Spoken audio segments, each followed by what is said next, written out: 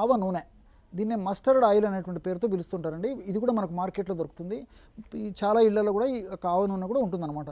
ఆవ నూనెను కాస్త వెచ్చజేసేసి రోజు ఒక్కసారి ముఖ్యంగా రాత్రిపూట ఆ వెచ్చగా చేసినటువంటి ఆ యొక్క ఆవ నూనెను ముక్కు భాగంలో అప్లై చేసేసి, అదేవిధంగా చాలా కొద్దిగా ఆవ నూనెను ఈ యొక్క వేలుకి తీసుకొనేసి తర్వాత బట్టను తుడిచేసేసి ఆ యొక్క కొద్దిగా ఉన్నటువంటి ఆవ నూనె యొక్క అంశం ఏదైతుందో దాని ద్వారా ఈ ముక్కు భాగంలో అలా అనుకుంటూ ఉండడం వల్ల కూడా ఆ యొక్క ప్రభావం చేత కూడా ఈ యొక్క అలర్జీ లక్షణాలు తగ్గిపోయి మరి చక్కటి ఆ యొక్క శ్వాస కూడా పీల్చుకోగలిగి చక్కటి నిద్ర వచ్చేదానికి అవకాశం ఏర్పడుతుంటుంది.